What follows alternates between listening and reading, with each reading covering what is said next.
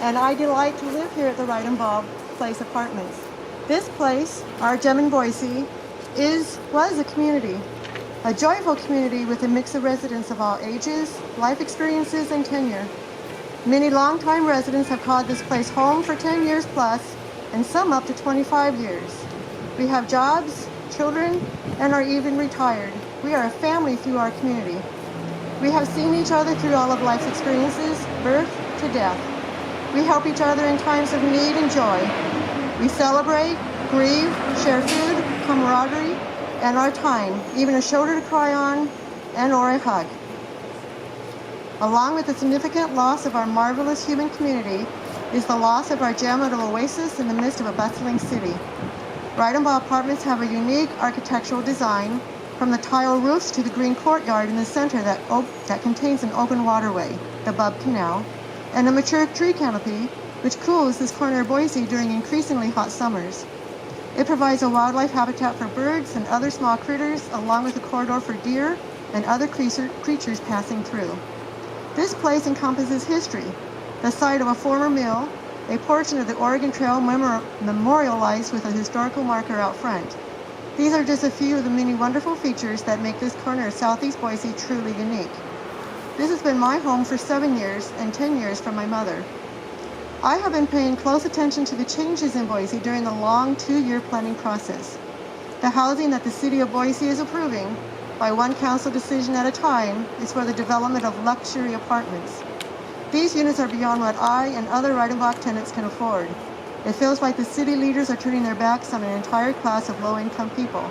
Singles, elderly, disabled, single mothers, young people just starting out, and anyone living on a fixed income or barely surviving on low-wage jobs.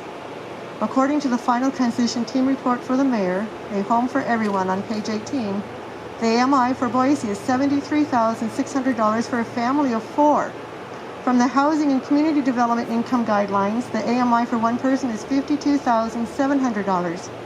I don't make that much in a year, nor do any of my neighbors, family, or friends living on Boise wages. Do you make $52,000 a year? The pay would be just over $25 an hour, which would qualify one for a monthly rent of $1,317.50. My budget doesn't allow me to live in the multiple luxury developments being approved by the Boise City Council.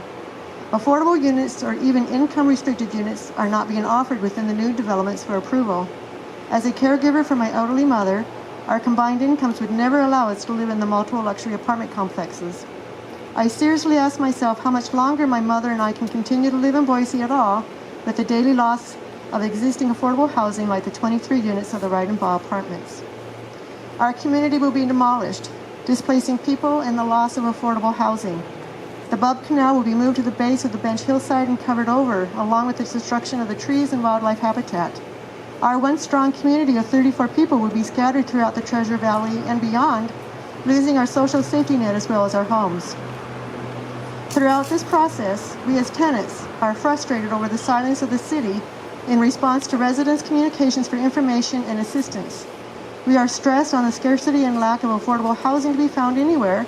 Plus, we are anxious about meeting the requirement of an income that is 3 times the cost of rent. We are confused by the developers' scarce communication and lack of timely assistance. The developers want to displace many votable community members by requiring they leave prior to October 20th and claiming they had no obligation to provide location assistance and resources since the developers did not own the property yet and still don't. We need the city and CDG Subtext to step up and provide the protections and provisions that were promised. The 6 months notice concurrent with the location assistance offered to find similarly sized, priced, and located housing promised by the developers, a capable, professional, local housing expert to identify and vet realistic and sustainable housing alternatives for the remaining tenants, a realistic financial package that accommodates the actual hyperinflated housing costs in Boise's current housing market, which also includes application and processing fees, first month's rent and deposits, the countless standard fees, the excess rents as promised. CDG's subtext math for financial assistance does not seem to add up to the cost in the actual Boise rental market for 5 years. A return to the income-restricted units in CDG's subtext finished project or as an alternative The other apartment complex that's under construction in New Winco by the developers that will be available sooner, or better yet, to stay in place until affordable alternatives are found. Thank you to those who have shown up to support us and to share our story.